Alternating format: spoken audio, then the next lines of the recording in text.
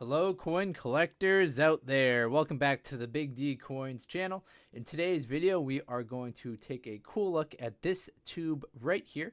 This tube is filled with Roosevelt dimes that were made prior to 1965.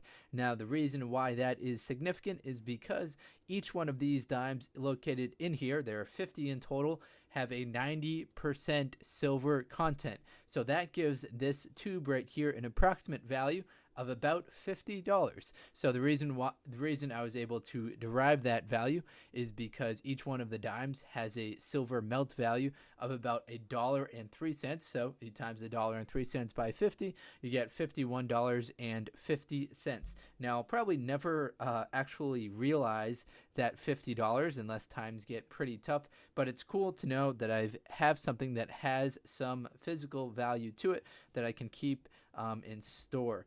Now let's open it up and see what we have inside. Now the first noticeable part that you'll see once we get into these coins right here is the very high frequency of 1964 Roosevelt dimes. So the first one that's sticking up is this one right here, and this is in fact a 1964. Let me get the camera to focus in on it properly. This is a 1964 Roosevelt dime. Now 1964 is the highest year of production, and because the production amount for 1964 was so high, it's only going to be worth face value. It's not going, it's only going to be worth melt value. It's not going to have a large value to coin collectors, to numismatic people out there. The 1964, there are 929 million of them that were made at the Philadelphia Mint. There was an additional 1.3 billion of them that were made at the Denver Mint. Now, the mint mark for these coins will be on the reverse of the coin. So this one right here doesn't have a mint mark on it. Let's try and find one that does. So we've got another 1964. This one's 1961 actually. 1961, we flip it over. That's where we see the mint mark on these Roosevelt dimes. Right there, 1961D at the lower left part of the torch. So as far as the lowest mintage in this entire series, that is going to be the 1955 Philadelphia Mint. So coins have been struck at the Philadelphia, Denver, and the San Francisco mints for circulation for the years 1965 to 1967. So those ones won't be included here, but just so you know, 1965 to 67, those coins were produced without an identifying mint mark. So they're made at the various mints, however, they weren't produced with a mint mark.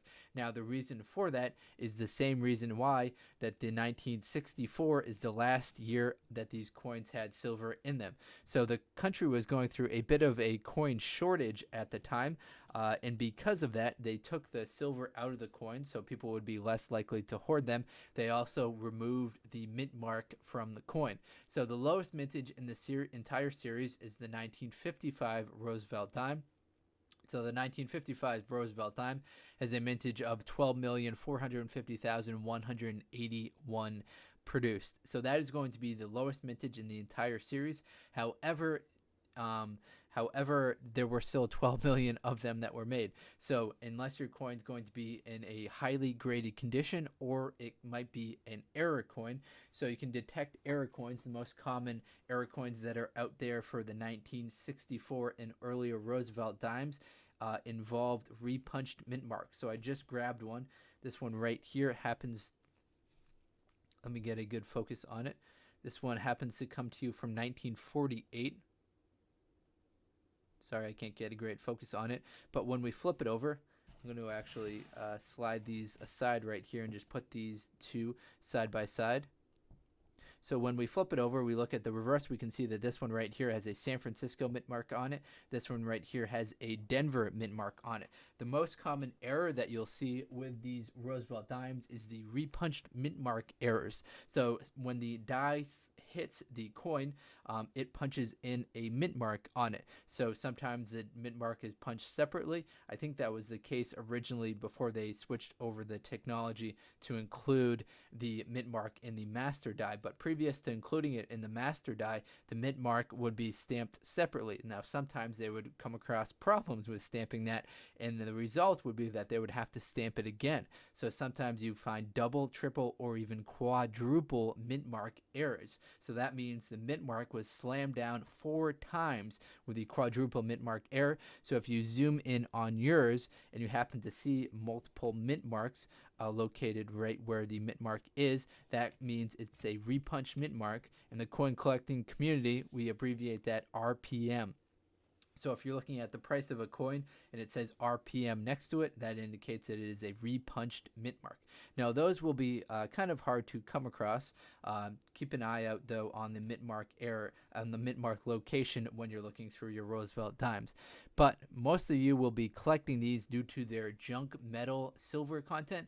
The reason why it's considered junk metal is because these coins right here they only individually weigh 2.5 grams, and they're not 100% silver. They're 2.5 grams, 90% silver. So at today's silver price of $14.27 an ounce, that means that these will have a melt value of about $1.03 each. Now, you'll have to come across a lot of these to really build up your silver content. All right, now I'm going to put them back in the tube. So if you've got a tube of silver Roosevelt dimes, it'll be worth about $51.50 based on today's silver prices. Hopefully you found this video informative. If you're into coin collecting or into silver stacking, I've got some other videos about silver coins, so please do consider checking them out. Thank you very much, everyone, and best of luck coin collecting or silver stacking out there. Thanks and enjoy.